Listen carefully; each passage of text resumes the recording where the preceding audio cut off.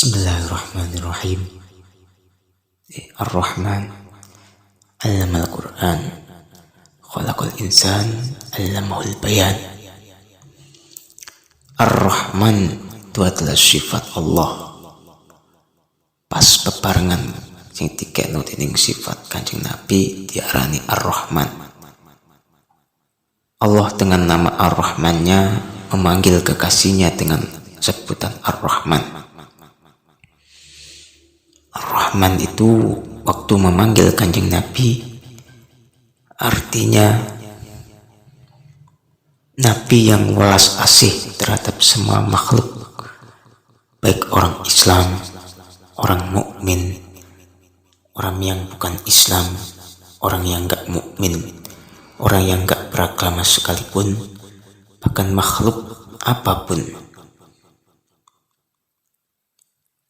Nabi disebut dengan Ar-Rahman sebagai sifat tersebut. Dilanjut dengan Allamal Qur'an.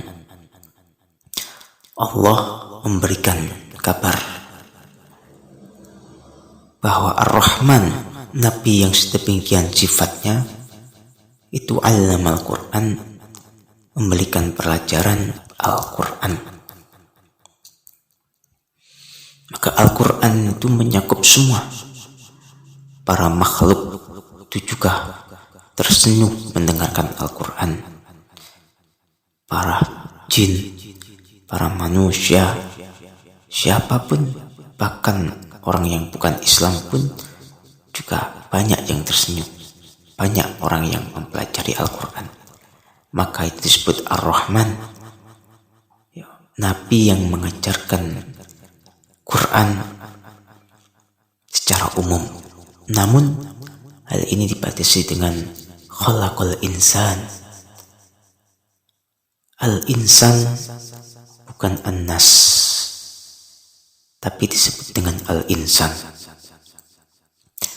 Ini adalah Nabi secara figur yang menciptakan insan, atau sebutan di Indonesia adalah manusia. Ini adalah Allah. Tapi kenapa Allah menyebutkan bahwa Nabi yang menciptakan insan? Karena makna insan itu adalah manusia yang sebenarnya, bukan nas. Nas itu orang yang lupa. Maka khalaqal insan, tugas utama Nabi dengan mengajarkan Al-Quran itu sebenarnya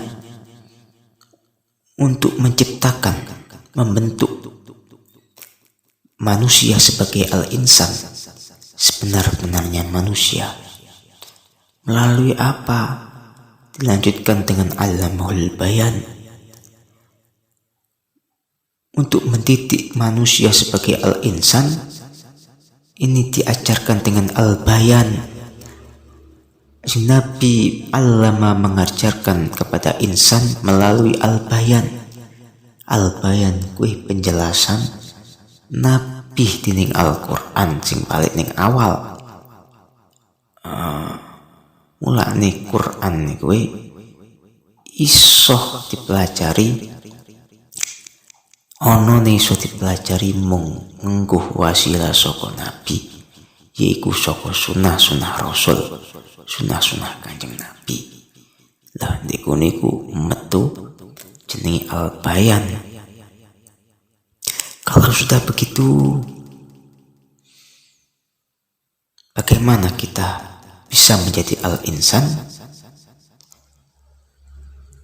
Ayo kita lihat di dalam fenomena yang terjadi ketika nama Nabi disebut. Itu sebenarnya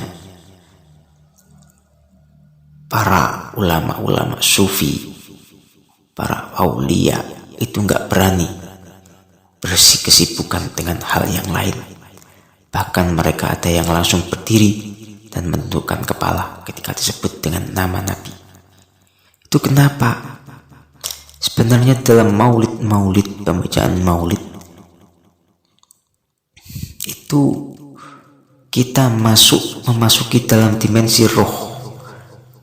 Nabi, kita bisa bertemu Nabi itu di dalam dimensi roh. Ya. ketika maulid dibaca, marhaban ya nurul aini. Sebenarnya waktu kenapa kita kok berdiri, itu adalah ajaran para ulama salaf untuk menghormati Nabi. Sebenarnya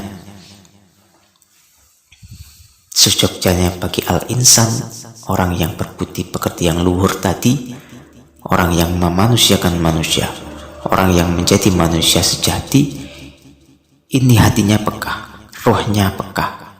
Hati di dalam berdirinya itu, dia bisa merasakan masuk dalam dimensi roh, berkomunikasi dengan Nabi. Enggak umek, enggak sibuk yang lain-lain. Nah, itulah yang terpenting. Tapi karena Nabi ini adalah Ar-Rahman, biar bagaimanapun ya, Abi tetap welas asih terhadap umatnya. Karena Nabi tahu betapa kekurangan seorang manusia, karena digandoli karo hawa nafsu dhewe kuwi.